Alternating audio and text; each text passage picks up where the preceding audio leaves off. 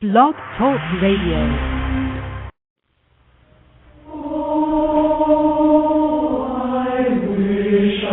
Was in the land of cotton. Old times there are not forgotten. Look away, look away, look away,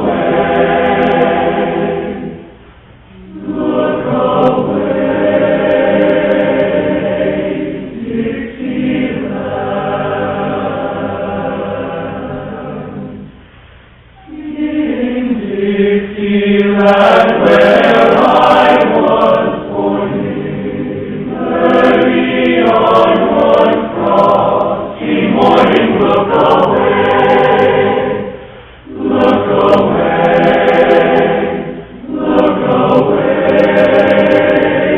Dixieland. Then I wish I was in Dixie.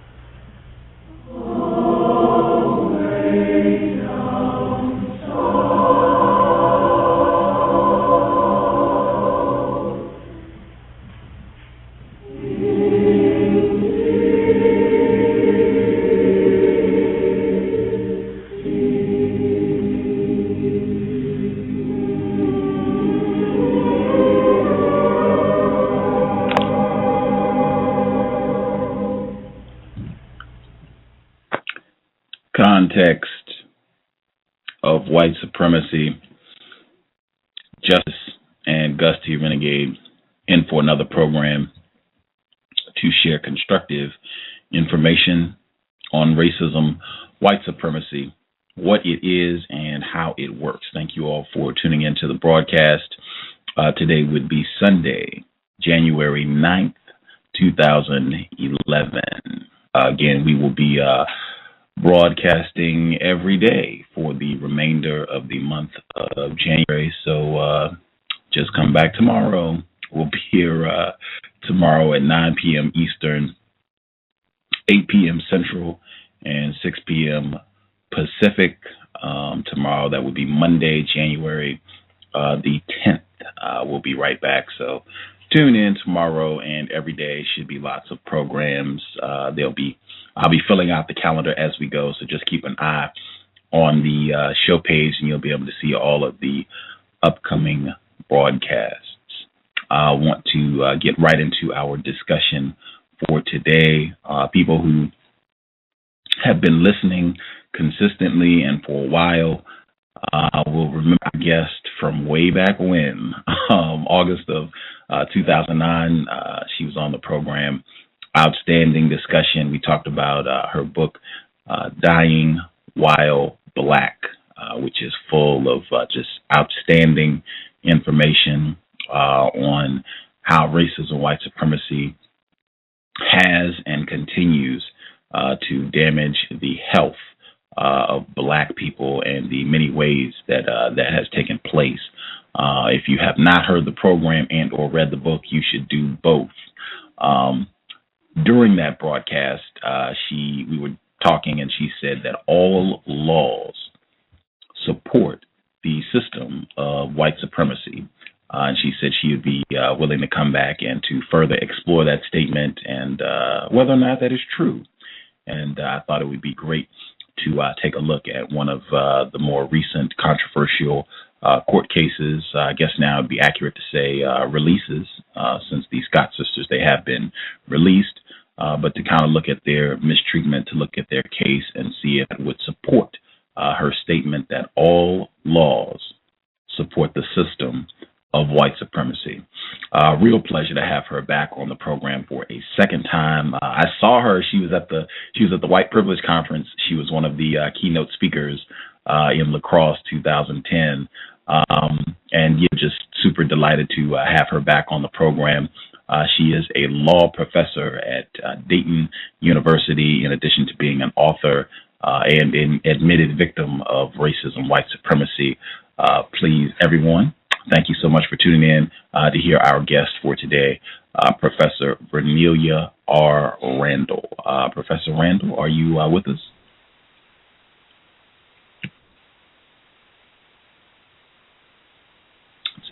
Professor Randall, I think I have your line open. Are you with us?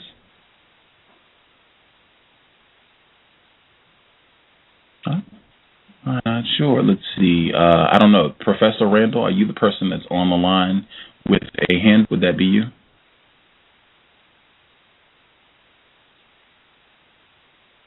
Still not hearing anything. That is so crazy. Let's see. Okay. I'm going to shut this line down. Professor Randall, if you are on the line, just make sure you press one and I'll open your line up. I only see one person with a hand up, so I'm assuming that might be Professor Randall. If you're on that line with a hand up, that line is open. So, okay, now I got two of them. Okay, I won't try that one. I'll try a different one. 0502. We'll see if that's Professor Randall. 0502. Would that be Professor Randall? This is Professor Randall. How are you?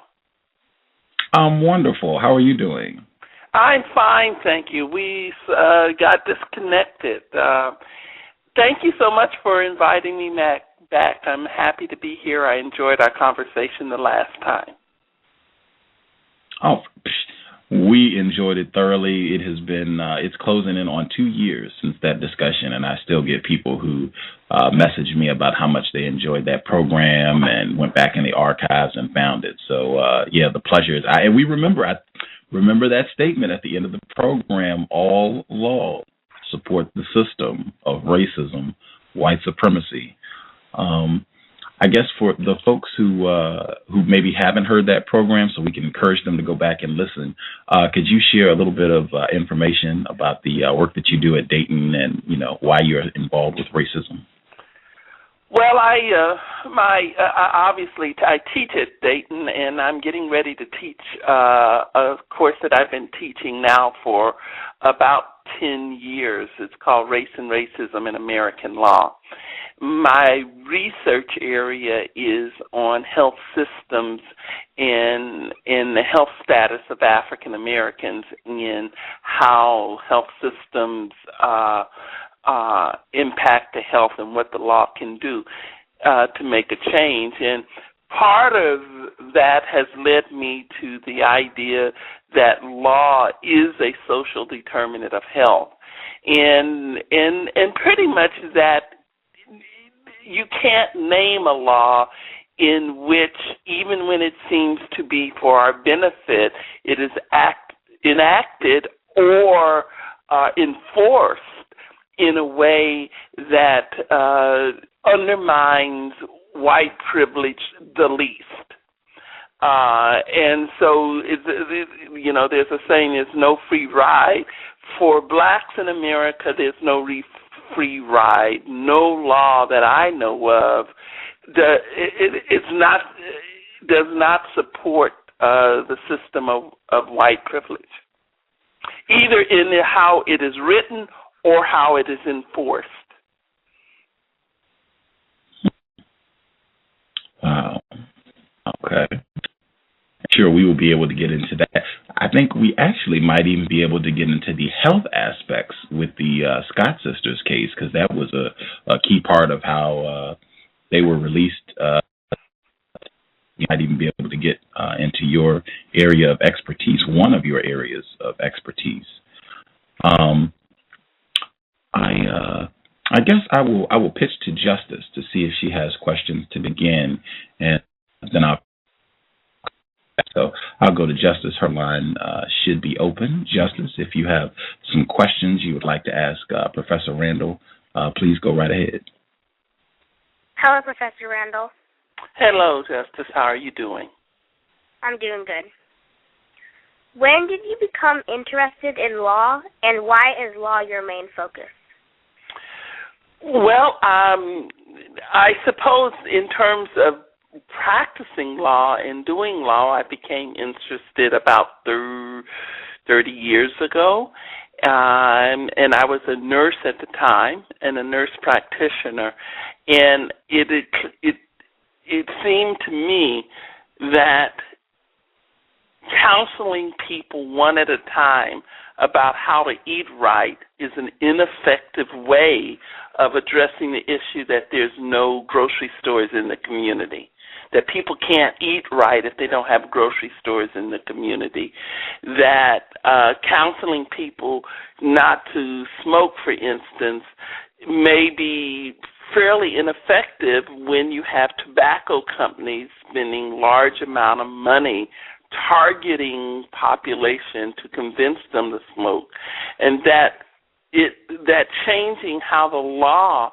works would have a bigger effect on the health of people than all the counseling of individual people that you have, because people basically will do the right things by themselves if they can. I think that I tell my son that I believe that people make rational decisions. It's just that they're rational from their point of view.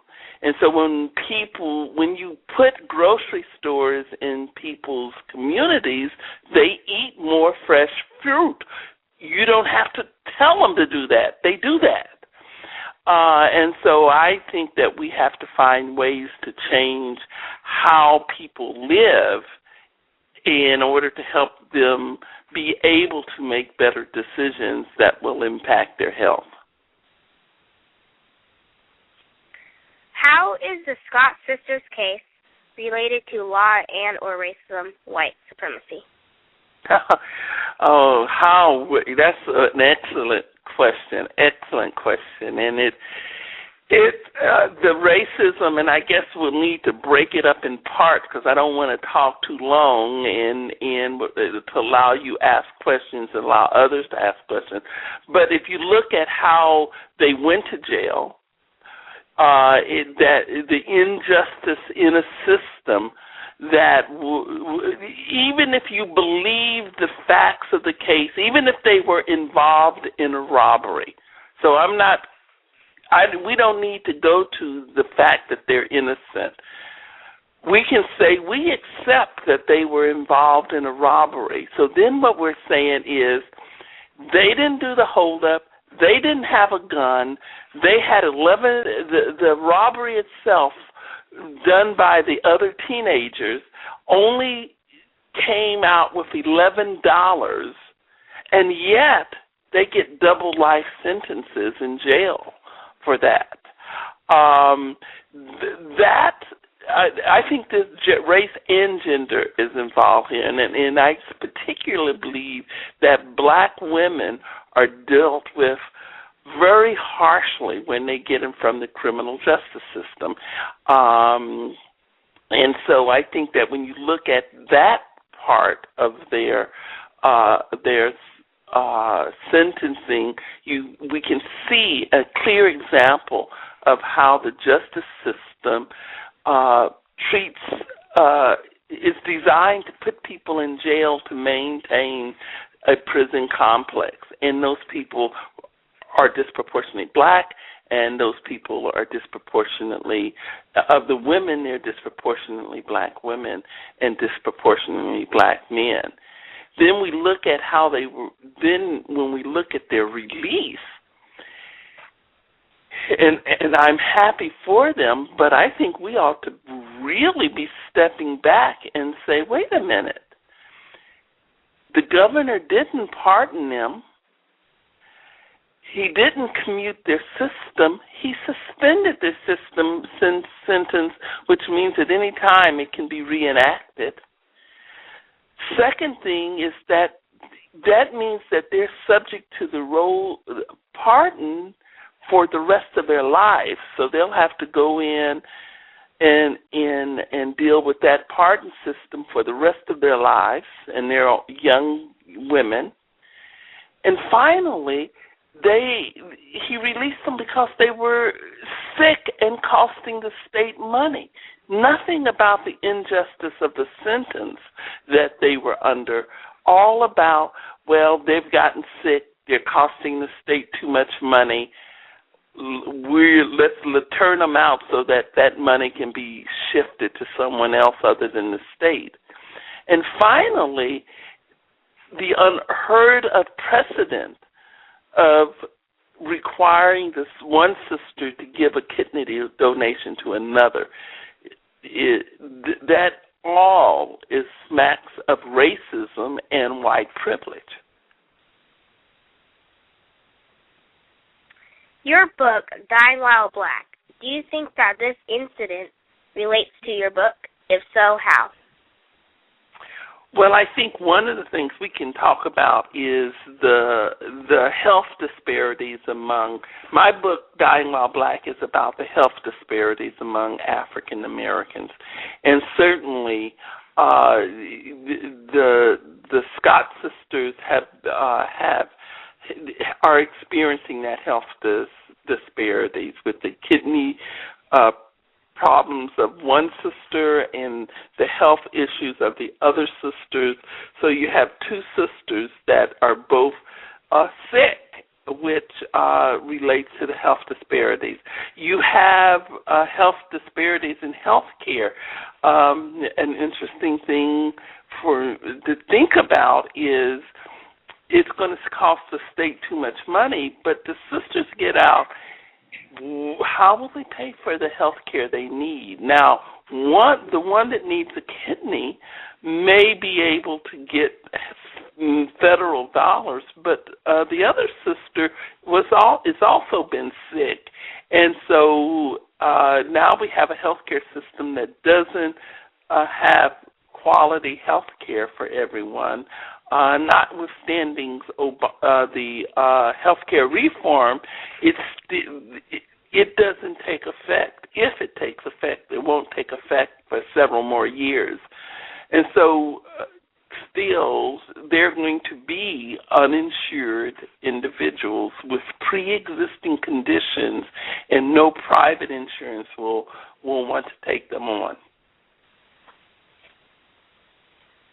How does talking about law help to replace white supremacy with justice? I don't think talking about it does anything. I think it just raises our consciousness.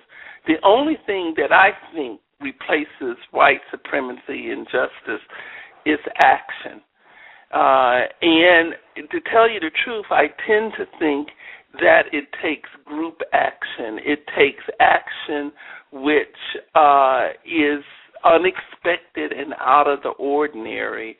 But what talking about law and helps us to know where we need to take action, what we need to, where the problems are, and perhaps to lessen the impact of the laws on our individual life. But I really think that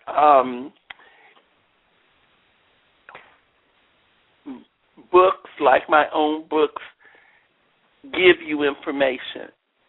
If all I do is talk, if all I do is read a book, I haven't really done a lot to change how the law relates to our lives.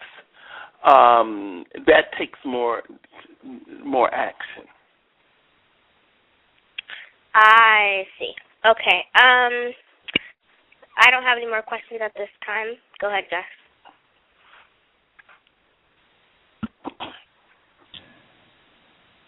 Context of white supremacy.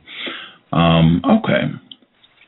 I guess I would like because the program has grown since you were with us the last time, and we have a lot of people listening who are outside of the states. I guess I would like to start with just kind of a brief overview of what happened in this case. I guess I could do it, but since we have the pleasure of having a law professor here, I'll ask Professor Randall if you could kind of give our listeners just kind of a brief overview of what happened in this case, and then we can kind of pick apart if different facets of what happened to the Scott sisters supports the notion that all laws support the system of racism. Could you kind of give us a brief overview based on what information you have? Okay, I'd be happy to do that. About 16 years ago, several teenagers were involved in one way or another in a robbery. Two of them, sisters, Jamie and Gladys, were said to have escorted a couple of men to some teenage boys. One of the teenage boys had a gun. Neither one of the sisters had any weapon, and that a robbery took place. $11 was stolen. No one was hurt or injured. Okay. Now, the sisters maintained that they were not involved in the robbery, and the young boys initially, for a plea deal, said that they were. The boys who actually did the robbery ended up spending only a couple of years in jail. The sisters, and I think that's primarily because they pled it out, the sisters maintaining their innocence and thinking that justice would prevail, went to trial, was found guilty, and received double life sentences. And now they're in their early 30s. They've been sick. One of them seriously sick, critically sick, with needing a kidney transplant, and there has been a big movement to get them released from jail. A movement led heroically by their mother at times when nobody was paying attention, but eventually it spread and pressure was eventually brought on to Governor Barber, and he gave them suspended, I don't want to say pardon, because he didn't pardon them, nor did he commute their sentence. Even though he's commuted 5 murderers' sentence, he didn't commute their sentence. He suspended their sentence, and on the condition that one sister would give a kidney to the other sister. They have been released. I understand that they're going to be going. This was in Mississippi, the state of Mississippi, but I think they're going to be living in Florida, where their mothers and their children are. One has 2 children, and the other has 3 children. And so this case raises a lot of issues in terms of blacks going to jail, the use of plea bargaining, and how it can could cause people to make up stories on other people in order to get a lighter sentence. It has issues of disproportionality in sentencing.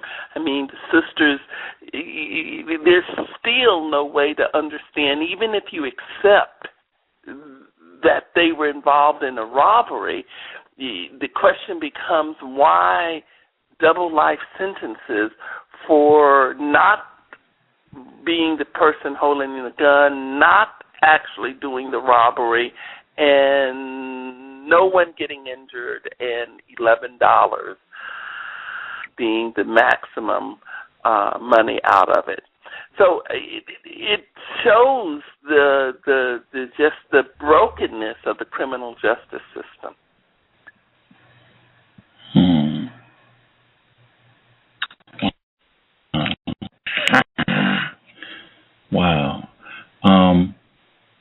guess before I get out, because I would make sure I tease out the plea bargain aspect of the case, but just professor, author, in your opinion, does it seem reasonable for two individuals who do not have a prior record, no previous convictions, to be involved in this sort of crime, an armed robbery, $11 taken, no injuries, no one was harmed?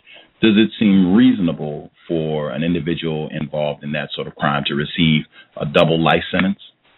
Oh, absolutely unreasonable. Absolute murderers you can be convicted of manslaughter and not go to jail for a double life sentence. There's no rhyme or reason as to why they received a double life sentence, except I suspect, my own analysis is, the jury didn't like their attitude. They were sending probably some kind of signal about, how being uppity or something. But it doesn't make any sense. And it doesn't make any sense that the governor haven't commuted this sentence before now. It seems to me that it is really a injustice that they've spent 16 years in jail on this, and that this should have been something that was commuted at least after the third or fourth year.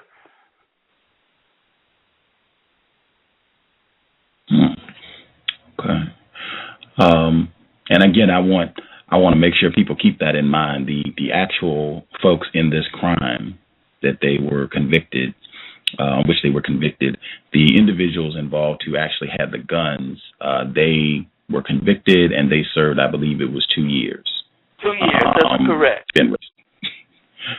They've been released long time ago. The role that plea bargaining played in this case, the individuals who actually had the firearms in this crime, according to reports that I've read, a part of their plea, they testified against or gave testimony against the Scott sisters and talking about their involvement. How does these plea bargains, or to your knowledge, are plea bargains used to support the system of racism, white supremacy?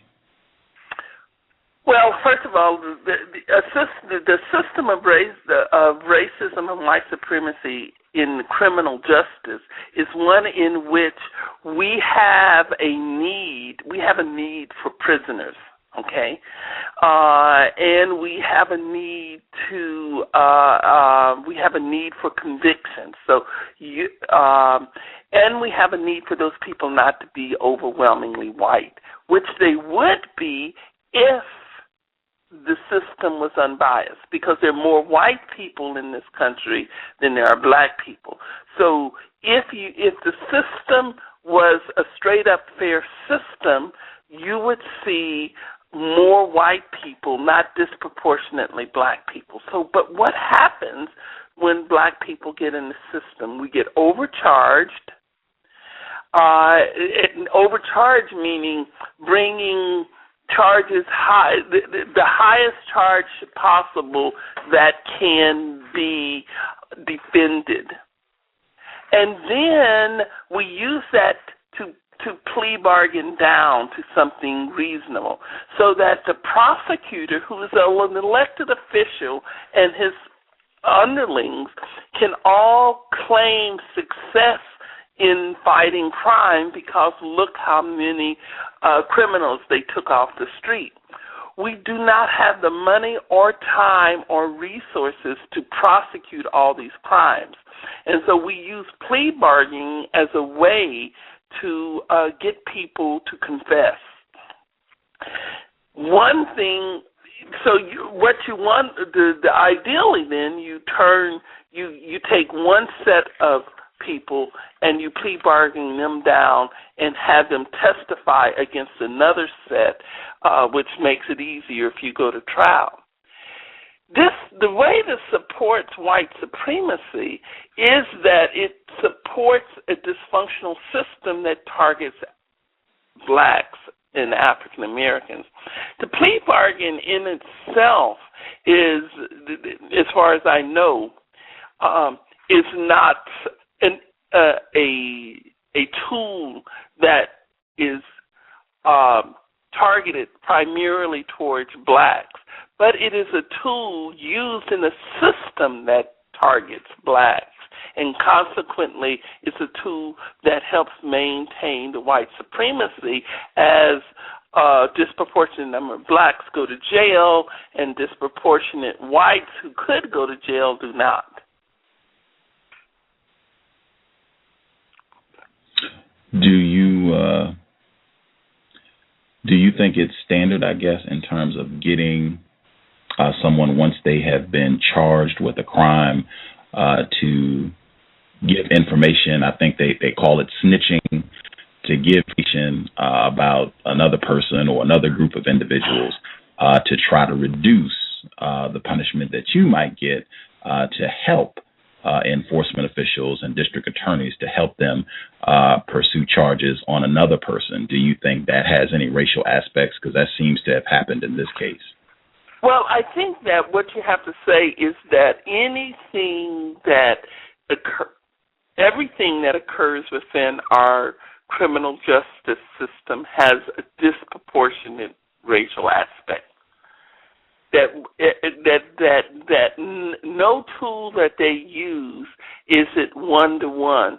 So blacks get charged at higher rates than white.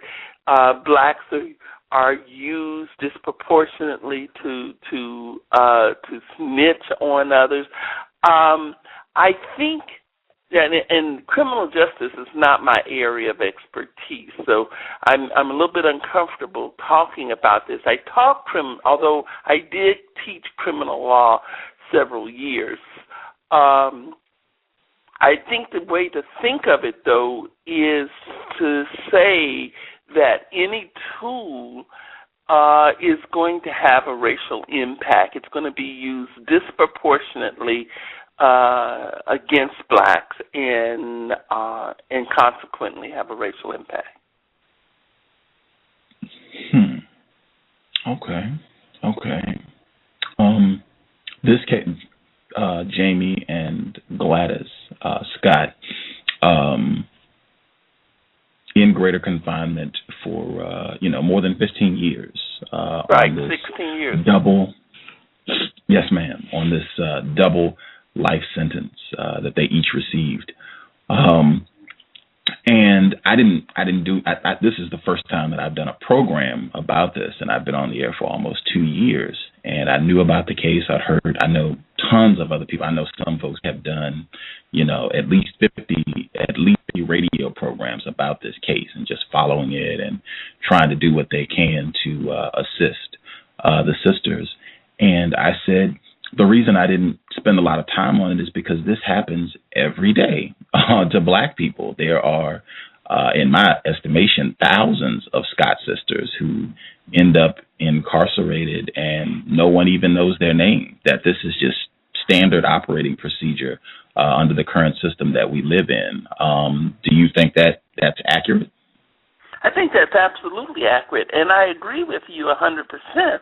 I'm happy for the sisters that they were able to rally to get this worked on, and I think that to a large extent, the way white supremacy is maintained is by getting us to focus on the individual instead of the system.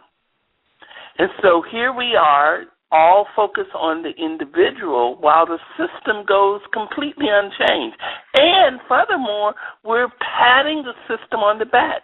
People are telling Governor Barber what a great thing he did. Well, not really. He didn't do that great of a thing. It's something that should have been done years ago. You're not doing a great thing to do what you should have done years ago. Meanwhile, we're looking for the next individual to help. That is, there will be another Jamie and Gladys Scott that will grab our attention, and we will work to get them. Meantime, we're doing very little to affect systemic changes that will affect everyone. So I agree with you. I think the reason is that systemic changing systems is hard, if not impossible, on an individual level, on even a large group level. I think the system only changes significantly when it's so distressed by either that it has no option but to make a change. So some catastrophe or something so significant happen. One of the things, for instance, this is a gender change that happened during World War II. Well, one of the things that people didn't talk about is how women got all of these opportunities during World War II. When before the war, women couldn't hardly get any jobs. And after the war, they took the jobs back. But during that period of the World War II, when most of the men were gone, the system had to change. It had to stop discriminating against women, excluding women. I think that until we find a way to distress the system on a sustainable way, that it will always be able to respond to us in a way that gives us a little bit but protects themselves. So they may give us one step forward, but they will take two steps backwards. And I see working on the individual cause as something that makes us feel good, impacts those individuals' lives, but does zero to change the system. Context of white supremacy. I did want to make sure the gentleman, and as you have emphasized, which I appreciate, he did not pardon the Scott sisters. That would be Governor Barber. He did not pardon them. He suspended their sentence. Which, in my estimation, means that in my estimation, that means that he can come back at any point and reinstitute the sentence. Very important. Folks should keep that in mind. That I want to make sure my understanding is accurate. This means that at any point, if they make any violations, if they get in any sort of trouble, the governor can rescind the suspended sentence, and they can be placed back in greater confinement, back in prison immediately. Is that accurate? That's what I would think. And not only that, he made it a condition that one sister gives a kidney. Well, the problem with that is ethically that's illegal in terms of, in our society, kidney organ donations are supposed to be voluntary. It can hardly be voluntary if it's a condition of your release that you do it. Secondly, she's been in prison. She's sick herself. She may not be a good donor. What happens to her then? Is he going to withdraw his suspended sentence if she can't donate? There are laws that govern kidney donations and who can give them and when they can give them, and those are federal laws. And so you can't just say to people, you got to give a kidney. But if he gets away with this, we should be worried about whether this may set some kind of precedent for using prisoners who are disproportionately black, using them as a source of organs. Give an organ and you can get released. Double whammy.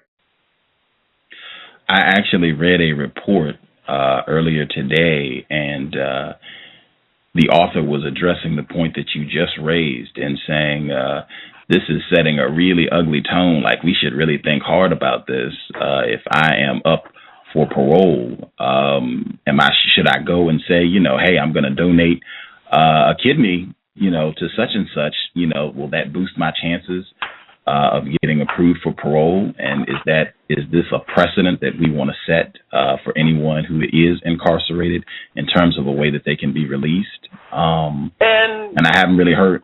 Oh, I'm sorry. Go ahead. No, no one's really talking about that. The part of the problem is that you feel kind of caught. The catching is you're happy for the sisters, okay, happy that they are going to be released. And you really don't want to do or say anything that undermines that. On the same token, though, you have to look at, what does it mean to say to prisoners that a condition you can get out of prison if you want to give up your organs. And we know that there's a long history, and this goes back to something in my book. There's a long history of illegal research on blacks in prisons. And this would just take it to a new level. Harriet Washington, medical apartheid, that might be a good reference for folks listening in. And Dorothy Roberts, Killing the Black Body. That would be two, I think, excellent references for this. With regards to the kidney, what do you think about the fact Gladys Scott, she says that she had made this offer to donate her kidney years ago, and they got no response. It didn't help their case at all. Do you find anything of interest in terms of why now, after 16 years, now, okay, if you donate this kidney, we will release to you? Do you see any significance around that? Well, I think we know that Governor Barber is trying to he wants to run for president, and he's made some unfortunate comments about in relationship to what's that? The Citizens Council. The Citizen Council. And that has led him to have to deal with race issues, and I believe that his releasing them is an attempt to try to repair his image, but in doing so, he couldn't bring himself to talk about injustice. He couldn't bring himself to say that they have been that they should be released because of the injustice in his sentence. So what was left is their illness. Only one of them is ill. And so to release the other one, he grabbed upon the kidney donation. That's my thought. That was a way to release them both. I hope people who have been listening to this program consistently, Governor Barber should not be, a brand new name. You should be familiar with Governor Barber and the remarks that he made about the Citizens Council and the good work that they did in the state of Mississippi. Also, Frederick Jermaine Carter, the black male who was found hanging in a tree, also happened in the state of Mississippi. Governor Barber had absolutely nothing to say about that incident. Nothing.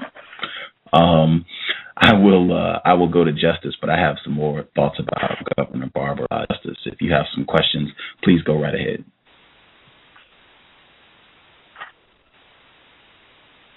What specifically can groups do to replace white supremacy with justice? Well, the question becomes identifying the systemic issues that you want to work on. When we say if we say replacing white supremacy with justice, that just seems to me to be really large. And I think what groups can do is look at particular small systems and take action. I think we need more. I think we need more demonstrations. I think we need more getting out in the streets.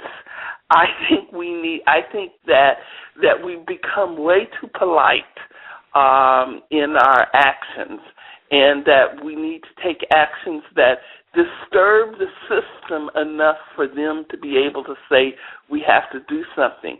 I think we need to know what needs to be replaced. That's why I think programs like yours is really good, because I think that gives us a place to say where do we want to agitate to take actions.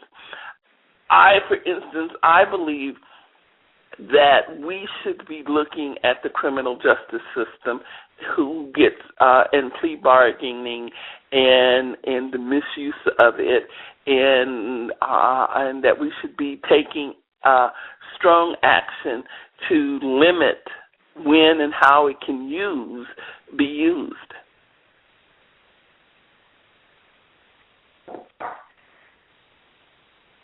In the CNN video, jailed sisters say they're not bitter.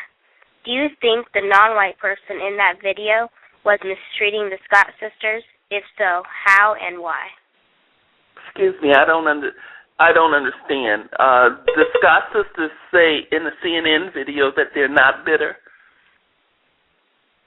I don't think I saw the CNN video, so I can't comment on how the person treated them. Okay. If you go to Blog Talk Radio, it's I think Gus posted the video, so you can watch it. What are some ways of how to get information about law? Well, law is like a priesthood. We deliberately try to make it not as accessible. I would encourage everyone to start studying the law on their own. There's some programs called Street Law. There's People University that does law stuff. I think in your area of entrance, anything that relates to your life, you should say what is the law and try to figure that out.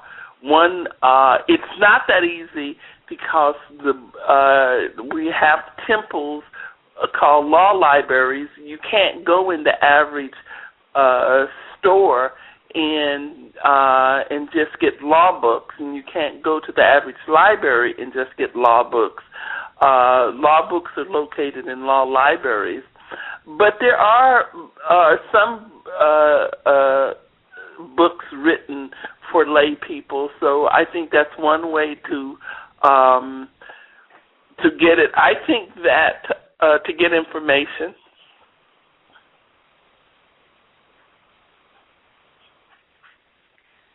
When non-white people read your book, Dying While Black, what questions have they asked you about your book that helps you to work against racism, white supremacy? Well, I think the main thing that people are surprised at that middle-class blacks are sicker than middle-class whites, and that middle-class black get very different health care than middle-class whites. And sometimes, which is not just one of the things that I have been pushing is I've been trying to help middle-class blacks see that the condition of white supremacy has an immediate effect on them, because I sometimes think that that we as middle-class blacks think that it's all about poverty and not about race, and so that we don't need to do anything about racial injustice because it's really about class injustice.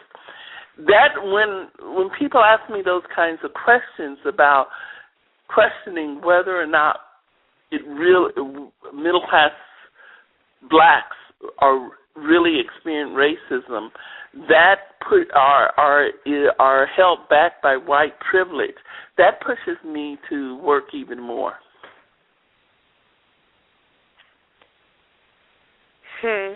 I don't have any more questions at this time. Context of White Supremacy. Actually, I will wait a bit before I get back to Governor Barber, who is presidential candidate for 2012, ladies and gentlemen. With regards to health, I'm not sure if Jamie Scott had the issues with her kidney at the time that she was incarcerated. I'm not sure. I don't think she did. She developed them. I'm pretty sure she developed them in prison. Okay. Can you talk about that, the negative health aspects of being in greater confinement for 16 years or even, 18 months? Well, I mean, we know that stress is of any kind, chronic stress of any time has acute effect on your physical body. I mean, that's pretty much proven in research. And so being in prison for any amount of time is a chronic stress. Being in prison for 16 years is a chronic stress that is, I would be surprised if kidney problems were the only problems they had. On top of that, prisons are not known for the quality of their health care, or the foods they eat. And so what you have is chronic stress with a lack of quality health care.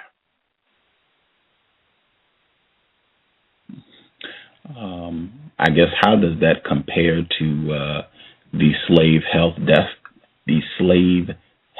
deficit, and if anything, does that extend that deficit? Well, I mean, the slave health deficit now has been replaced has been complicated by the current day racism and the chronic stress of our racism. I think that's just one more aspect that is affecting black health. But I think that, and that is an add-on to the other things that black people are experiencing. I think that current day racism impacts health. Just the average person living an average life. That's why we have so much illness in the black community. It's because of the chronic stress of racism that we live under. Add prison onto that, and that just multiplies the effect of current day racism. Wow. And you just, I want to make sure folks caught that. You said you would be surprised if the kidney ailment is the only problem that these two sisters are suffering from. Oh, absolutely. Prisoners, people who get out come out of prison usually are not the healthiest people. They have more health problems. They've had both more chronic disease and infectious disease than the rest of the population. And prisoners are usually too sick or have too many infectious diseases to be considered good organ donors. So I question that whether or not Gladys, if she is a match, and nobody even knows whether she's a match or not, I question whether or not her health will be sufficiently well enough for her to be a donor. Without even knowing. Without knowing her, I would suspect that she has health issues herself. Wow. Just for folks listening in, I don't want there to be confusion. The video that Justice referenced, CNN, they've done a couple of reports on the Scott sisters and their release. The individual who's talking to them, Justice, she said it was a white person. She asked if that white person was mistreating them. That reporter is Soledad O'Brien, who I don't think is a white person, but I could be incorrect. I thought that was interesting for anyone who's looking at the video in the description for this program. Let's see. With regards to, yeah, that is interesting. Back to Governor Barber, 2012 presidential candidate. He did not pardon the sisters, and they said they're working on that. They said that they want to continue the legal fight to actually get that pardon to clear their names, because they said that they're innocent and they want to continue the legal battle. Well, what they need is something different than a pardon. They're eligible. They need a pardon, or they need their sentence commuted to time served,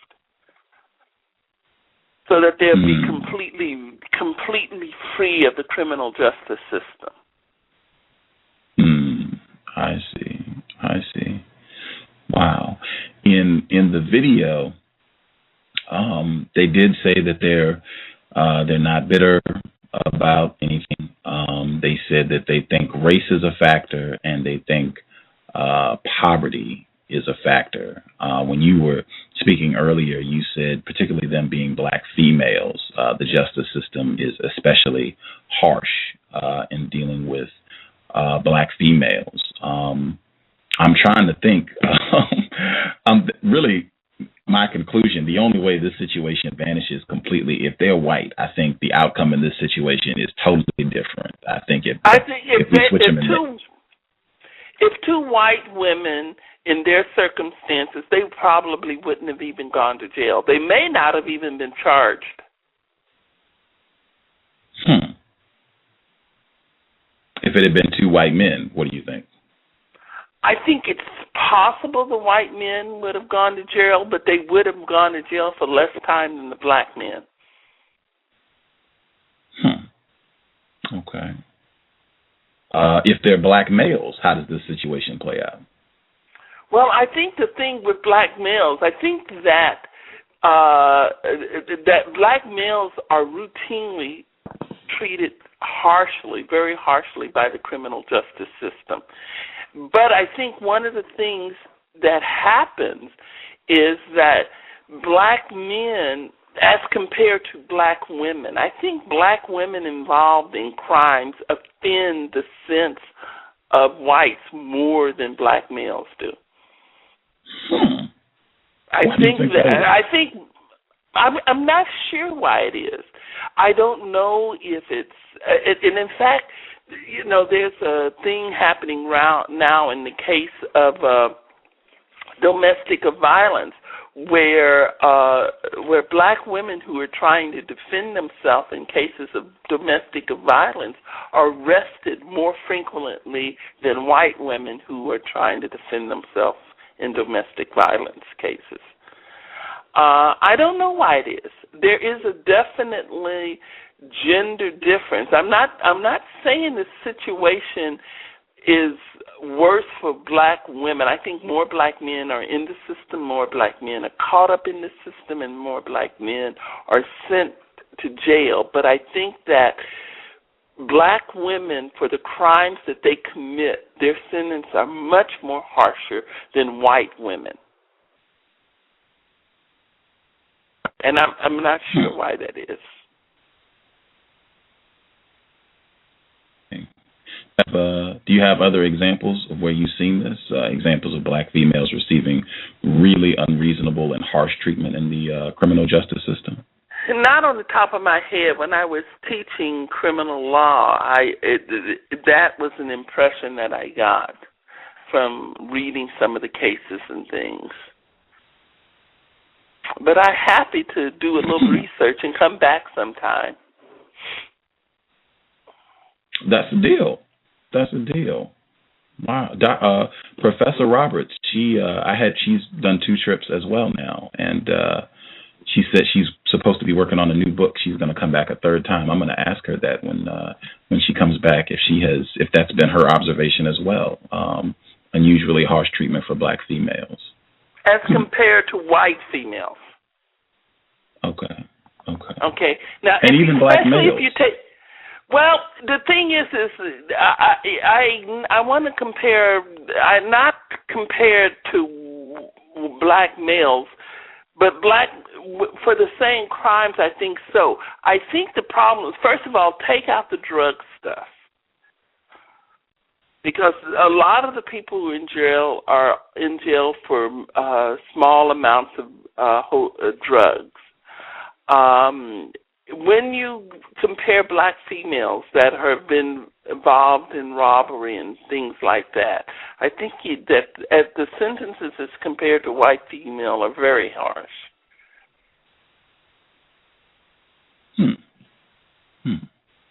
Okay, I'm gonna. My interest has been piqued. I'm going to when I get Professor Roberts back, I will ask her that. Okay. Wow, very interesting. Very interesting. Back to Mr. Governor Barber, and I wanted to read this. This is from the New York Times, just so that you have a gauge to compare things. I looked for the racial classification of these individuals, but I could not. I read a different report where the author said that these are white people. So I have seen that, but I haven't been able to confirm. So I just want to be truthful about that. But this is an op-ed piece from the New York Times, and it's talking about Governor Barber's record of whom he has pardoned. It says that the Mississippi Department of Corrections confirmed Governor Barber's role in the 5 cases. These are 5 pardons, noting the specific orders were signed on July 16th, 2008. Governor Barber pardoned Bobby Hayes Clark. He was serving a long sentence for manslaughter and aggravated assault, having shot and killed a former girlfriend and badly beaten her boyfriend. Governor Barber pardoned Michael David Graham. He was serving a life sentence for murder. Graham had stalked his ex-wife, Adrienne Klasky, for years before shooting her to death as she waited for a traffic light in downtown, this is a city in Mississippi.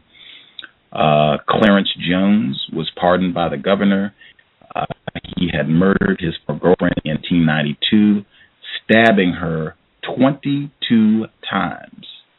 He had already had his life sentence suspended by a previous governor, Governor Ronnie Musgrove. Paul Joseph Warnock was pardoned by Governor Barber. He was serving a life sentence for murder of his girlfriend in 1989. Warnock shot his girlfriend in the back of the head while she was sleeping. And William James Kimball, also pardoned by Governor Barber. He was serving life for the murder and robbery of an elderly man in 1991. This is confirmed by the Department of Corrections. And as I said, I have seen reports that all of these folks are white. Does that have any individual? Well, it goes. So see, it just goes to show you. Here we have white or not. If it's white, it just makes it worse. But if they're black, then it goes to the gender thing. Here we have men, for the most part, I think 4 out of 5 of those killed women. And there was no claim of injustice that the men were innocent and that they were unjustly imprisoned. He pardoned them just because he wanted to pardon them. And yet you get to these two black women who, at best, at worst, was involved in a robbery where nobody was hurt and $11 were taken. And he can't pardon them. That has to be a racial gender thing. There's no explanation for it other than, and that if it wasn't for him wanting to run for president and for the problems he had, I think that he wouldn't even be pardoning them now, except for the combination of him wanting to run for president and the combination of him having had the most recent previous problems. Wow. And I can make sure. The same state, Mississippi, this is where the body of Frederick Jermaine Carter, 26-year-old black male, his body was found hanging in a tree just a couple weeks ago. And the governor has said nothing about this incident. The family has said, they suspect foul play. It happened just, a few miles from where the body of Emmett Till was found. The governor has said nothing about this. And the state newspaper in Mississippi, they have had no articles about this incident, all in the same state. Just the fact that this gentleman, Governor Haley Barbour, I think is seriously being considered as a candidate for unseating President Obama in 2012. What do you think that says about the system of white supremacy 2011? Well, I think part of the problem we have is if we look at the system, I think that the problem is much greater than Barbour and his candidacy. I think the problem is that the whole system is one that it maintains white privilege. I think we've seen that by President Obama, that most of his actions have been ones that support and maintain white supremacy. And so that we have a basic system that no matter who's in charge, their primary job is to protect the free market white supremacy structure that has been in place. That it may be worse under some people, like Barbour, but I don't think that we should be focusing on that because it's only marginally better under the Democrats and people like Obama. And until we are really ready to deal with that the whole system, whoever's in power, supports white supremacy, then to me, focusing on Barbour is sort of irrelevant because it won't matter whether he is in power or not. It's going to be, the system maintains itself as it is with anyone who's in power.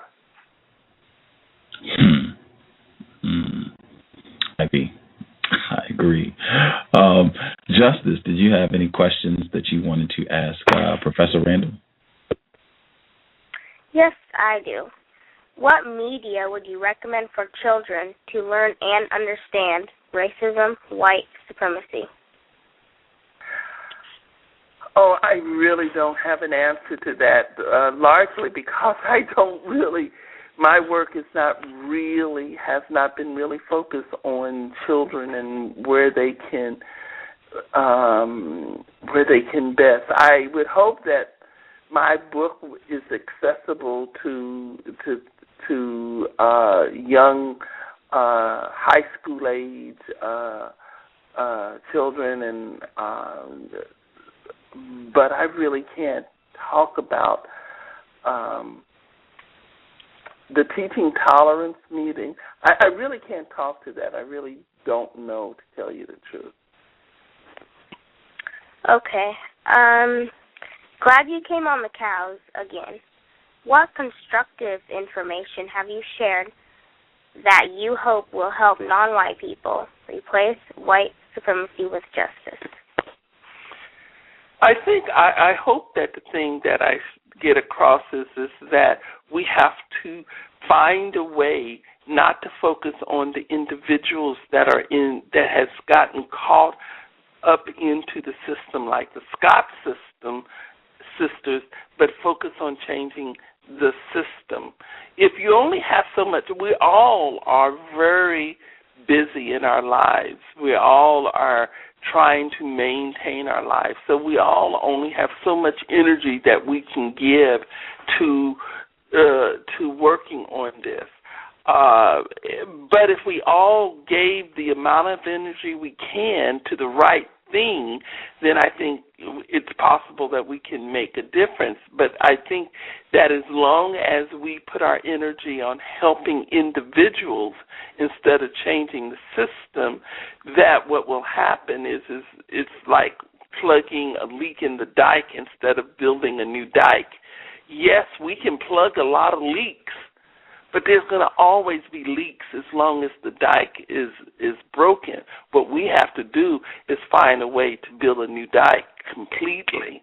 And while we're doing that, it is possible that some individuals will not have their things worked on. I guess I'm asking people, if you have to choose between helping the individual and working on changing the system, work on changing the system.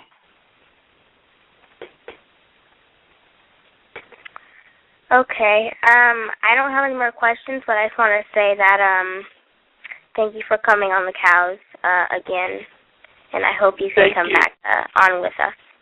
I would love to come back. Thank you. Context of White Supremacy.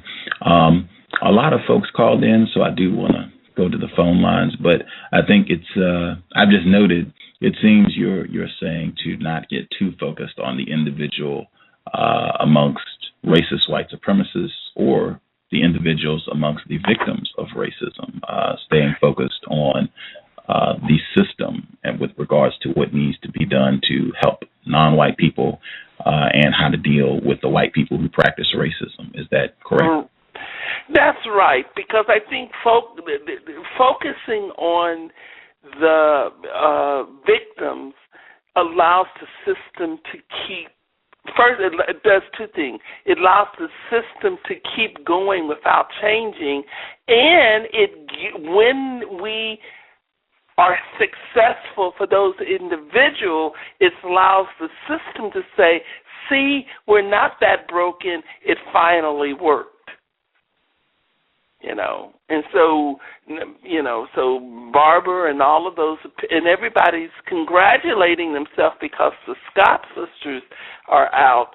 But meanwhile, as you pointed out early in the program, there's still tons of people who are caught up in the system. I mean, one thing, for instance, this one systemic change that we should be working on right now with President Obama.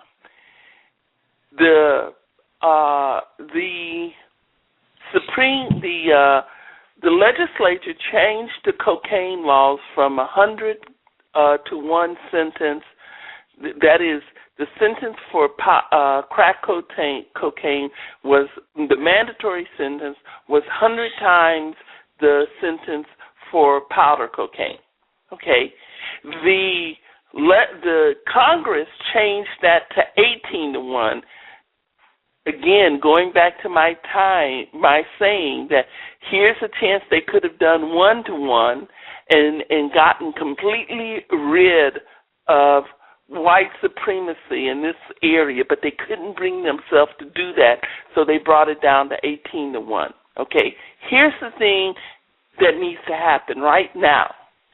Everyone who's in prison under the old sentencing laws, need to have their sentence commuted to time served or the 18-to-1 standard. President Obama could do that. And there would be tons of people who would get out of jail. But it hasn't happened yet. This would be changing a systemic thing as opposed to working on one individual thing.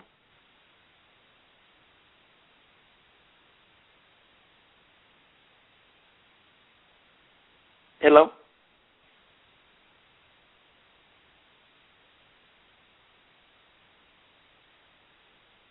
Hello? Hello. I got switched up. My Okay. line got crossed up. I'm with you though. Do you? Well, it's my opinion.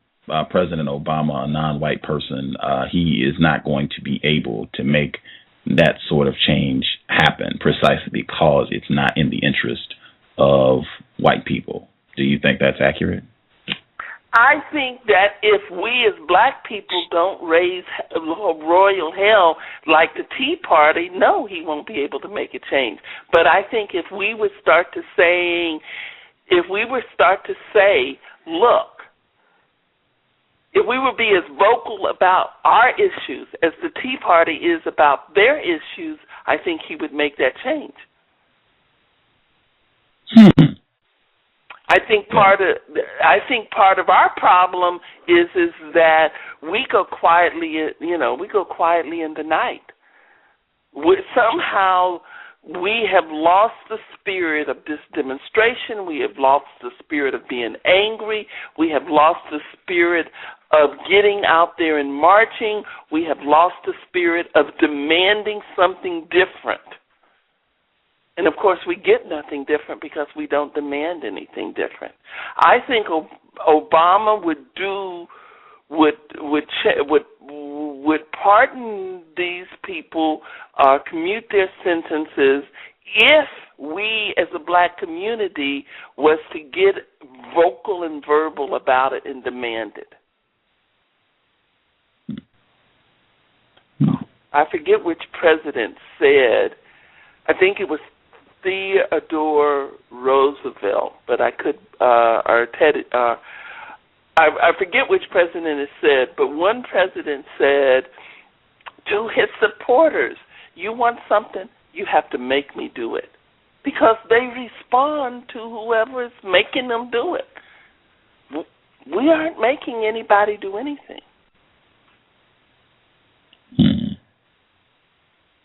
Wow.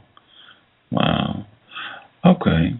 Wow, I'm going to think on that. I'm going to think on that one and see if folks on the phone lines, if they have some questions. Okay. I'm sorry. How much are we? About 13 more minutes? Yeah, we can. Is that acceptable? If you have 13, yeah, that's fine. Okay, groovy. That'll give us time for a few callers. The person who called in from a blocks number with a hand up, did you have a question for Professor Randall? Can I be heard? Yes, ma'am. Yes. Good evening to you, Professor Randall, Gus, Justice, and to the other callers who are listening on the line. Professor Randall, I'm so glad to hear your voice on the radio, and everything that you have said so far has been very constructive information, and you're right on point. Have you heard of Alexandra Nadapoff? No, I haven't. She's a professor of law at Loyola University in the Los Angeles area, and she wrote a book. Yes, I've heard of it. Yes. Okay, Gus, I will pass that information on to you later. Perhaps you might like to get her on your show. What she has said has been very profound when it comes to the legal justice system, because the legal justice system, as Umar Abdullah Johnson says, the word law stands for legal arm of white supremacy. And we all know the laws were structured for them, and every time we are babies compared to these adults trying to navigate this system, and most of us, we don't know, and as you say, we don't take the time to learn the system before we find ourselves getting caught up into it. And by that time, we're at the mercy, and most of us end up having to take pleas and going to prison for sentencing that is always handed out to us at astronomically higher rates than the average white person would be given. So I commend you for coming on and giving us this good information. We all need to read more and talk less, and I do appreciate you and Gus and Justice and everything that you have been doing. Thank you. Well, y'all are so welcome. Thank you. That's great. Thank you. See. The person who called in last, if you have a question, you should press 1. For all the folks who called in, press 1 if you have a question. The person who dialed in, 6305, did you have a question for Professor Randall? Hello? Yes, sir. Yes. How you doing? Fine, thank you. Yes, I heard you talking about, the 2 girls that they released, the 2 sisters. Yes. And it all depends on who commit the crime, because I know 2 fathers have raped children for years, and half of them have never went to jail, if you understand where I'm coming from. No, I understand. That's what we were saying. That it's about who commit the crime, their race, their gender, who the victim is. Right. Mhm. And to me, I don't think white supremacy is going anywhere. And I wrote a book, and I would love to just give you that book and let you read that book. It's called A Raw Portrayal of the Truth, a poetic way as I've seen it and saw it. I would love to give you that book if I could get your address, because the first page in one of my books, it say black people were brought to this country for 3 reasons: to serve, entertain, and keep your mouth shut. Would you agree with that? Well, I think that we were brought to serve, yes, and I think it evolved into entertain, and I think that that we don't get anything because we keep our mouth shut. Well, let me give you an example of the 2 fellas that stood, those Carlos that stood on that platform and raised their fists, and they told white folks, they said that we won your race, now what about my race? And when they opened their mouth, they blackballed them. No, I think that has been happening in the past. I agree with you. And currently, too. I mean, I don't mean to imply that it is something of the past. I think if you say too much about the wrong thing, you can get blackballed today and are blackballed today. Dr. Francis Cress-Welsing moment, ladies and gentlemen. Several of them, in fact. The person who called in, last 4 digits, 5404, 5404. Did you have a question for Professor Randall? Yeah, I wanted to ask her, had she ever heard anybody complain about, because she was talking about the health problems that people get while they're incarcerated, has she ever heard of anybody complain about the hazards of the food that's served in prison? Because there was a running joke in the North Carolina prison about the red Kool-Aid, and people used to say, "Don't drink the Jim Jones." And the container that it came in actually had a warning label on it. So I was just wondering, had she ever heard anybody complain about the food in the prison industry? Well, not specifically, no. I know that the quality of the food can be very low, but I haven't heard any specific complaints about the food, no.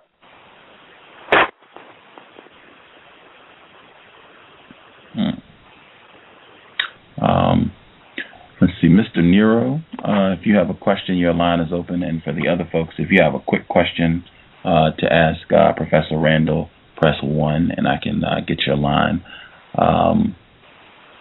Mr. Nero, did you have a question for Professor Randall? Mr. Nero? Greetings, Gus Justice and Professor Randall. May I be heard? Greetings. Yes, sir. Yes. I I didn't have a question at this time. I just want to thank you for coming on the show.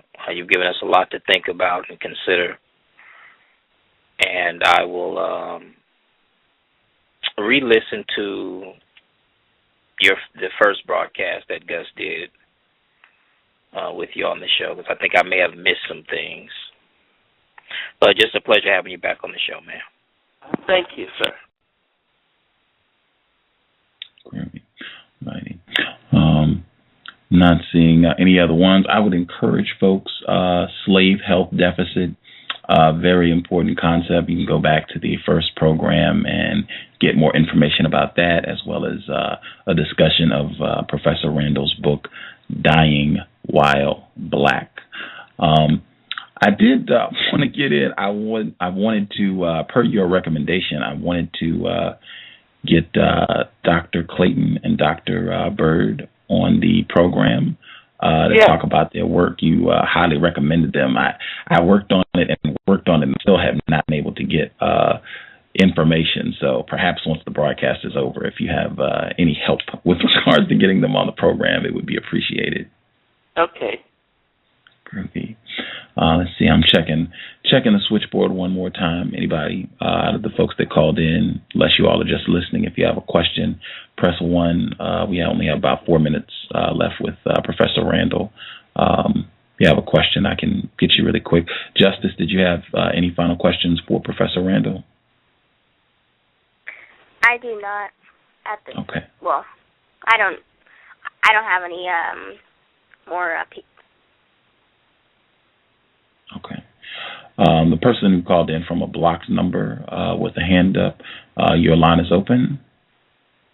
Greetings. Can I be heard? Yes, sir. Greetings, Professor. Hello. Yes, you mentioned a quote from one of the so-called founding fathers or presidents, and I was just thinking about a quote that I heard from one of the so-called founding fathers. He said the purpose of schooling was to teach the citizens their rights and how to defend their rights.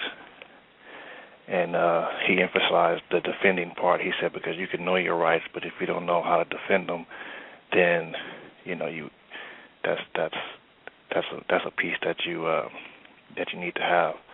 So my question is, do you think that black people in particular, do you think that we really have any rights? With this whole Constitution thing where he requested that she give up an organ. I mean, that's unconstitutional. So, well, it's not unconstitutional, but the laws say that they should be voluntary. Now, to make it clear, it's not unconstitutional. Is it legal? Well, the federal law says that you can't pay money for organs and that organ donations have to be voluntary. And so there's an argument that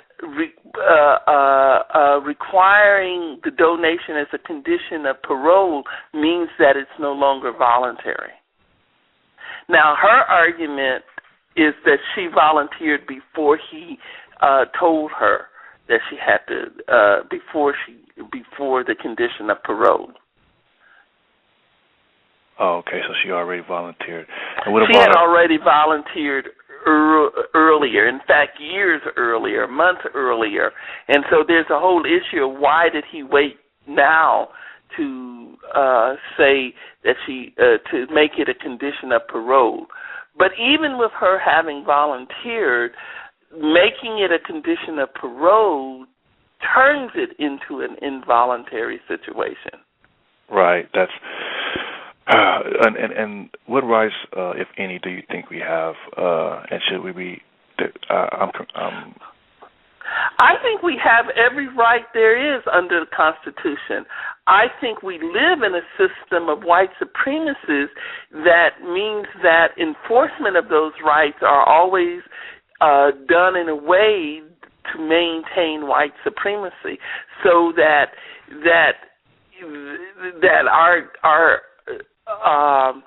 I don't think we're people without any rights or people without any power.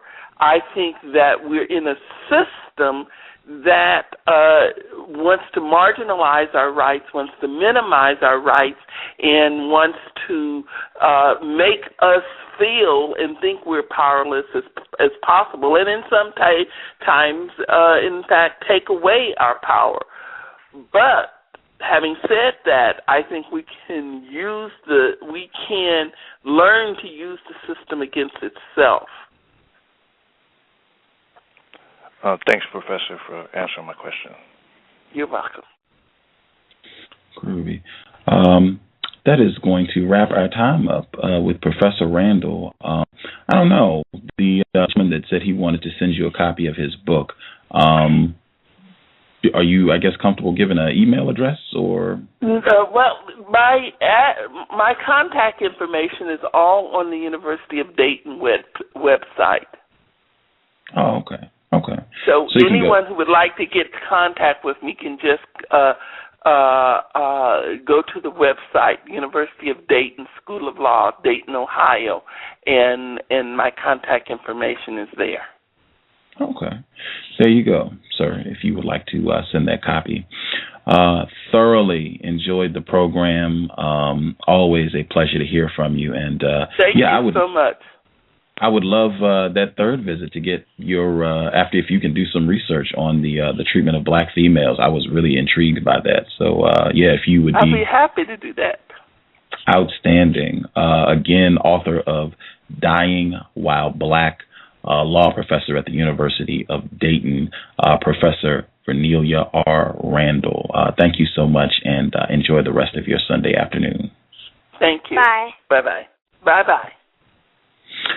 Context of White Supremacy. I'm going to support Mr. Williams at the Counter Racism Radio Network, and then I'll come back. I will get the folks who called in, and if you have any thoughts to share around the Scott Sisters case or yesterday's program, that seems people have been real chatty about that. We can get to that after the break. Context of White Supremacy. We will be right back.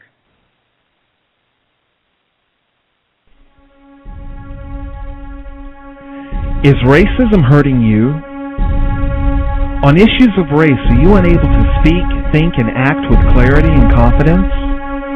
Are you tired of laughing when nothing is funny, smiling when you are not happy, agreeing when you really disagree?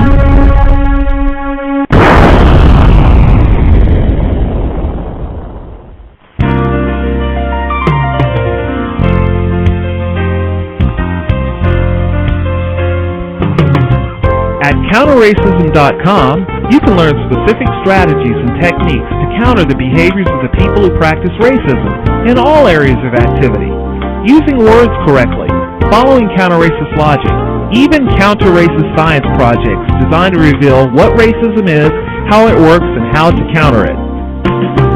The open-source code writing format allows you to pick and choose from a variety of counter-racist suggestions so you can produce the code that works for you. Stop by counterracism.com today and help replace racism with justice. That's counter-racism.com. Context of White Supremacy. Before I go to the phone lines, our proud gay black man from the Saturday, January 8th broadcast, he wrote, all this happened because of Facebook. Like, he wrote comments on the COWS Facebook page, the one that Tater Pie constructed, and I contacted him. I messaged him through Facebook to set the program up and everything, and he deleted his Facebook account, and he left some really ugly comments during the broadcast yesterday. I didn't see these until the broadcast ended, or I would have read some of his comments during the broadcast, but I'll read them now. But I just found it really interesting. He deleted his Facebook account that he had been using following yesterday's broadcast. And if it had not been for the diligence and hard work of Tater Pie, I would have lost pertinent information, name calling. I mean, it's incredible. And you all should go to my Facebook page and look at my post. I mean, Gus T Renegade, grand slam, home run, and what I thought was going to happen with the program. You should just look at the description that I wrote on my Facebook page for yesterday's program prior to the broadcast. Yeah. At any rate, Justice, did you have any thoughts that you wanted to share about today's program? I don't think I have any at this time, but I just wanted to say that thank you to the listeners for investing in my counter-racist efforts. I really appreciate it, and it makes me want to work harder. Woohoo! Let's see.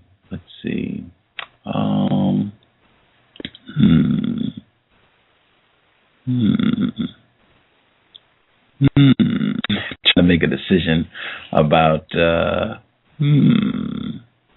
I think I'm going to do it. Yeah. I'd said before we were going to do pop quizzes on the program to just kind of gauge understanding of people. And I said the bar should be 10 programs. If you've heard 10 programs, then you should be a little less confused about racism, white supremacy, and that should be evidenced in the way that you speak about racism. So we're going to do our first pop quiz. Maybe we'll do 2 of them today. Let's see. Since I know I have people on the line who have heard at least 10 shows, we should have folks who are able to navigate the pop quiz. So let's see. 909, are you on the line, sir? Can I be heard? Yes, sir. Greetings. How are you doing? Greetings. A little nervous about this pop quiz. You've heard a lot more than 10. You should be great. Like if you can't pass the pop quiz, then I mean, we might as well stop all this now. Yeah. Like I'm even having to think. Like I would have to, I think, make it pretty challenging.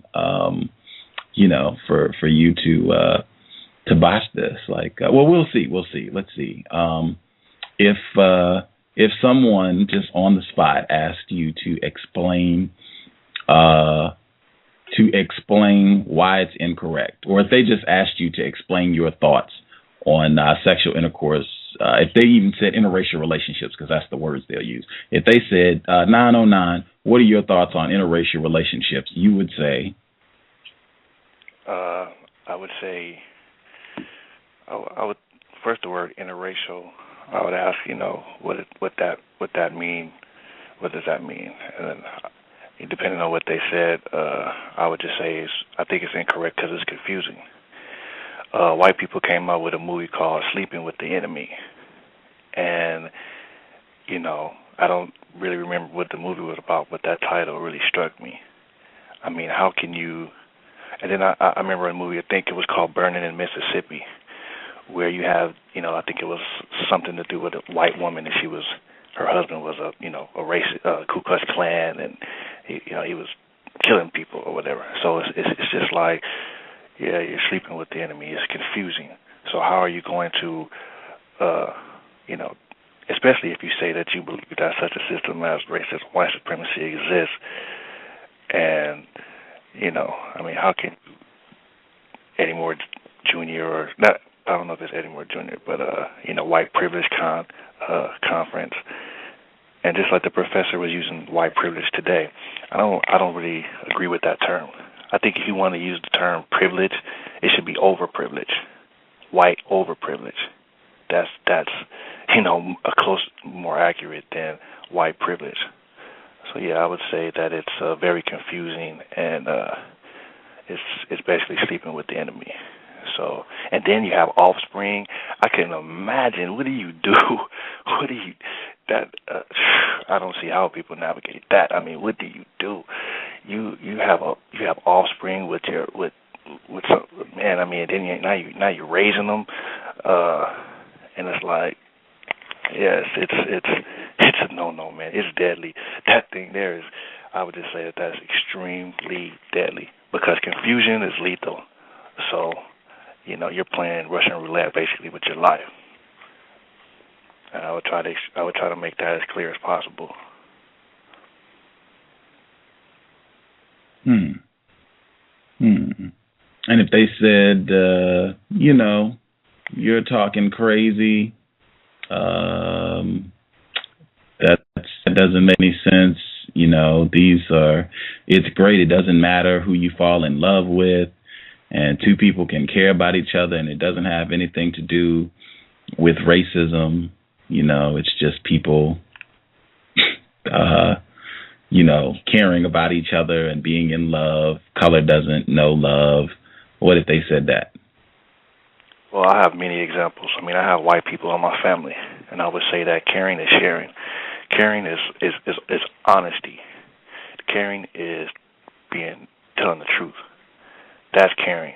It's not placating people. It's not dumbing down people. It's not appealing to their their weak self or whatever. That's not caring. You know what I'm saying? Caring is truth. And so I would just give many examples of just those kinds of tragic arrangements where there is no truth. There is no conversation about what white people are doing. And so that's not caring. That's not love. That ain't love. It ain't caring. If you can't be honest of what's going on, and if you try to bring it up, it's like, basically shut up. I don't want to hear you, making me feel uncomfortable. My parents don't want you coming around talking about no racism. So anytime you have to put the truth on the back burner, or then that ain't love. There ain't no loving relationships between white people and black people. All lies. All lies.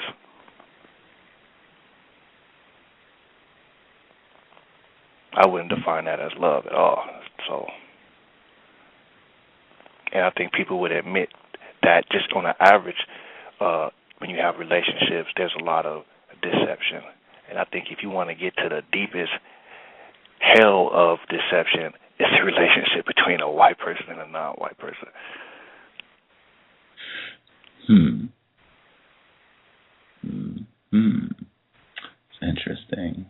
Interesting. What do you think, Justice? What do you think of his response?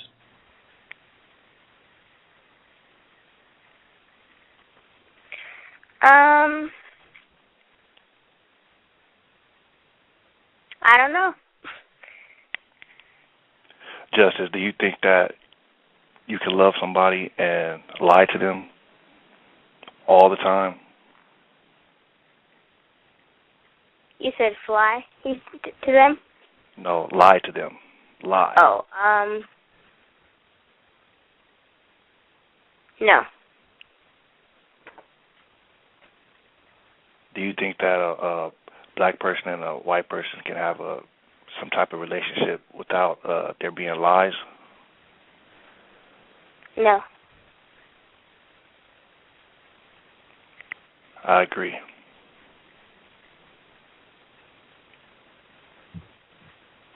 I'm curious if we have anybody on the line who thinks that, or is in a relationship with a white person that they think is totally truthful. No deception going on here. Susie is totally honest with me. Fred is totally honest with me. No lies here. I'm just kidding. Is anybody on the line right now? Can they take that position? Anybody? You can. If you do not have a hand, if you have not called in, please call in. Anybody out there that thinks that they're in that situation where they're a non-white person, they are in a relationship with a white person, and they think that white person is 1,000% correct with them at all times. I would love to hear from that person. That's interesting. I'm curious to hear what folks out there what they thought of the response. Our first pop quiz at the context of white supremacy. Mr. Nero, what did you think? Your line is open. What did you think of the response? 909, you need to take that beret off at night when you go to bed. No, I thought his response was fine. probably sleeping with boots on.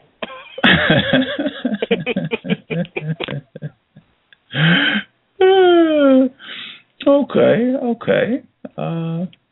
Let's see. I don't really know. Caller from Georgia, female. Your line is open. What did you think of the response? I think I have to agree with Mr. Neer. I think his response was very accurate. What I would say is, like Pam said, of the Trojan horse. Any non-white black person involved in a relationship, a sexual relationship with a white person, is the equivalent of being a child molester, because the white person is the adult in the relationship and you are a child, because you have no concept of what you're getting into, because they are showing you one aspect of themselves, and that is the part that you saw to get attracted to them, but you are not going to see the whole picture.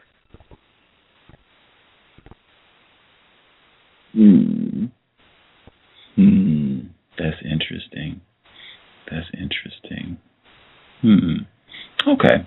I'm just curious. This will be fun. This will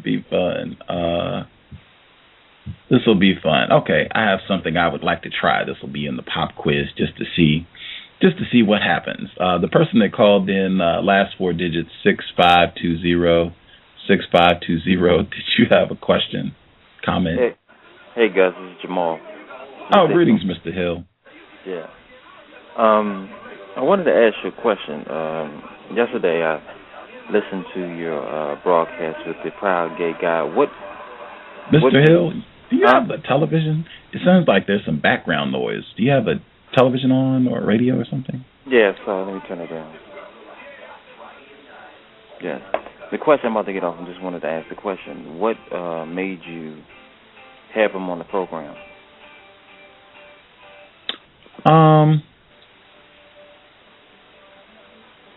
I felt like it would be to my advantage.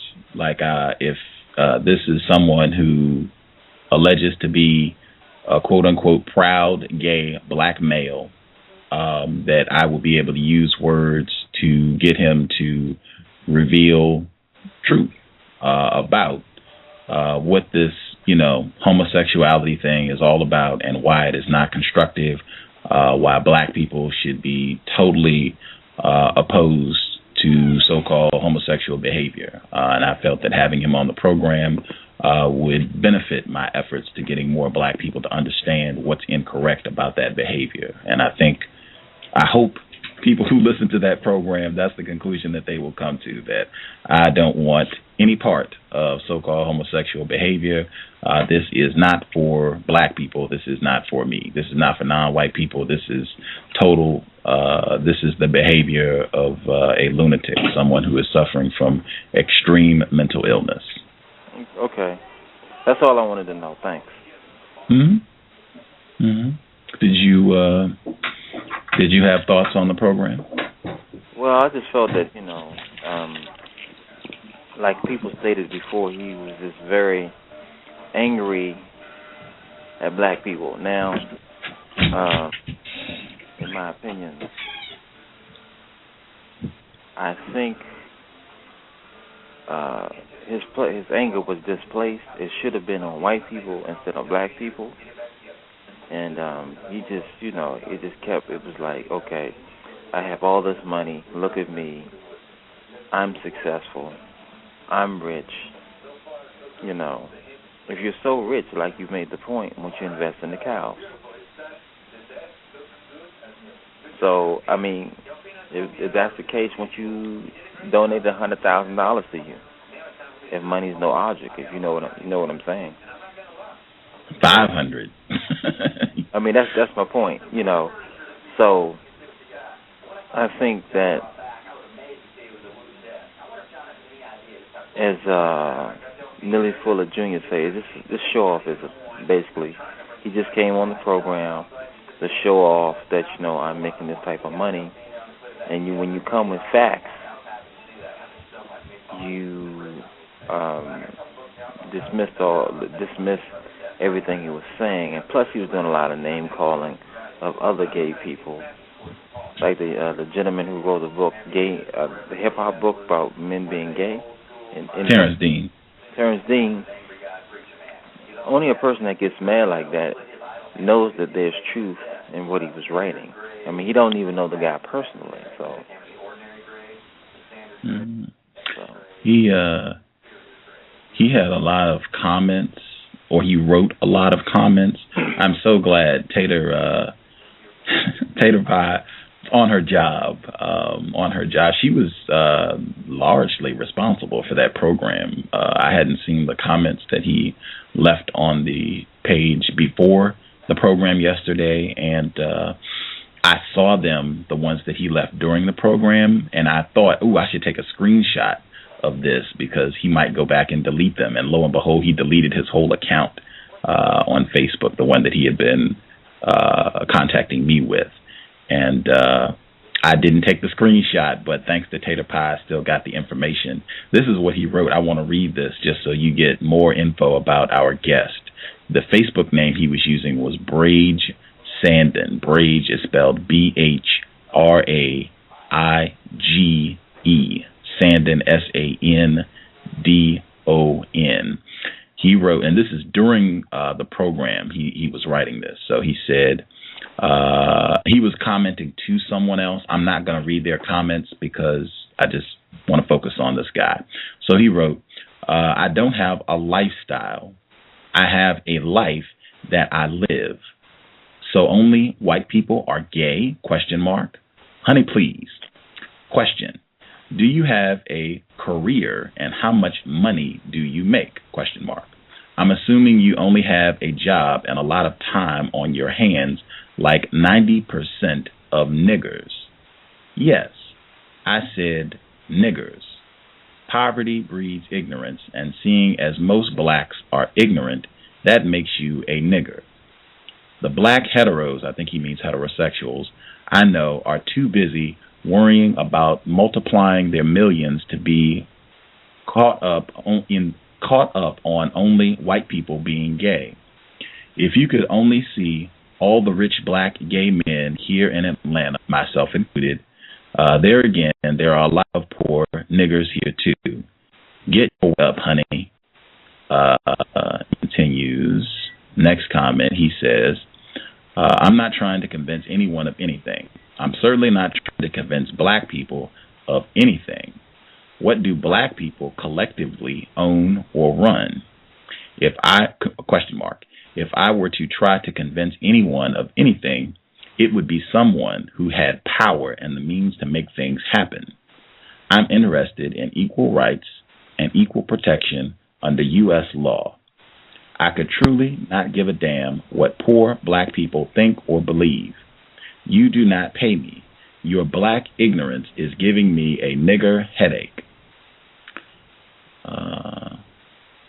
His next comment, he says, correction, I'm the pot calling the kettle a nigger. Please tune in to the show. Smooches. Okay, those are all his comments, I believe. Yeah, but these are things he was saying during the broadcast yesterday, the proud gay black man. Was he writing this on your Facebook page or on his Facebook page? There are two C.O.W.S Facebook pages, okay? One of them is linked on the show page. The other was constructed by Tater Pie. That one, write that on my Facebook page, if you can, if you have a moment, Tater Tot.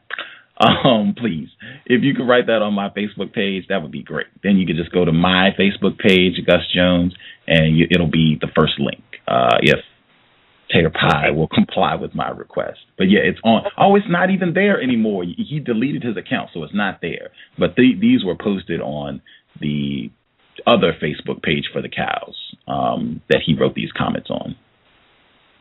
this person is a fraud, and he was just putting on an air to get on the show, I believe, to voice his opinion, because from the time he came on, Gus, he was very combative. You have to repeat yourself twice when you give out the statement about white supremacy. At first, he said no. Then you repeated it a couple more times, and then he came back in and he says yes, maybe. So he was very, very confused. And he has a lot of hatred because for someone who claims that they don't care what the black community thinks and all of the name-calling that he was doing, especially to 1A. And the things that he has said about her and in such a negative light because she has never said any of these things that he accused her of. He has serious issues.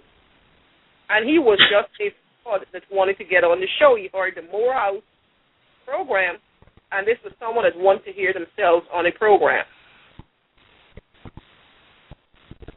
Definitely that could be true. Yeah, I'm glad you shared that. I think that could be true. He could have been lying about everything just to get on.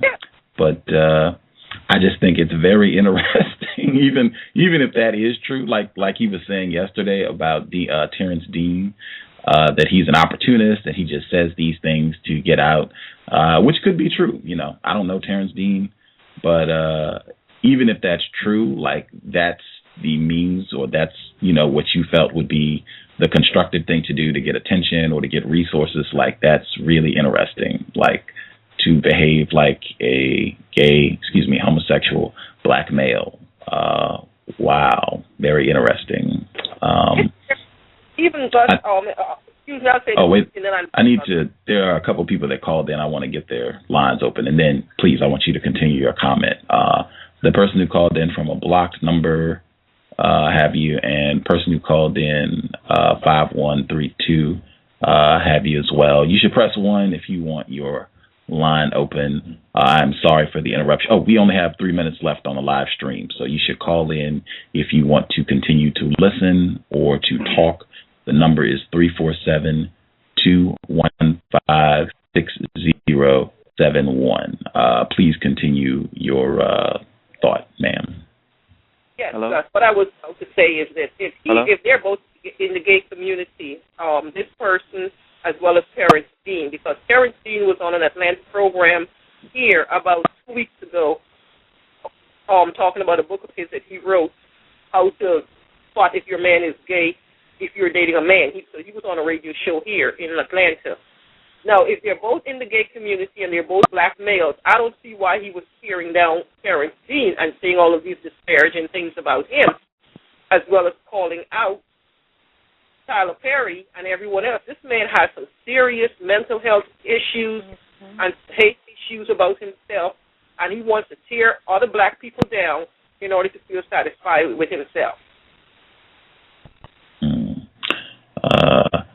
8162, your line is open as well. 8162, and Mr. Hill, I think I don't see you anymore. Oh well.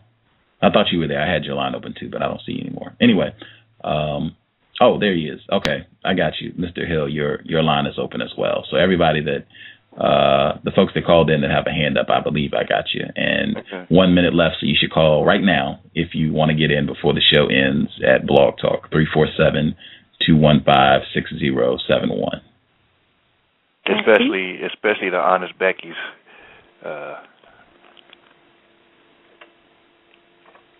The honest Becky's. What does that mean? Did you say that you were asking for some honest Becky's to call, or if they know, or if they're in a relationship with one? Oh yeah, that's right. Is somebody else called in too? 5404. Last 4 digits 5404. Is anybody on the line in that boat? You are in a relationship, or you know a white person that's totally honest with you 1,000% of the time? Anybody? Never. We need a cricket sound effect. I'll look for that and get it to you. I did want to say I listened to the show again last night, though, and man, it's hard for me to believe that he hasn't been in a sexual relationship with a white person. simply because the behavior he exhibited last night, especially toward black people and acting like a racist white supremacist in his abuse and belittling of black people, is an exact mirror of the same behavior I've seen from black females and black males who were in relationships with white people, exactly the same. I noticed he was just as combative and defensive on every question as Sarah Sutin said he was. And I listened to it and I thought show-offism, showing off to other victims the things that white people have allowed him to obtain, the 2 houses, the car.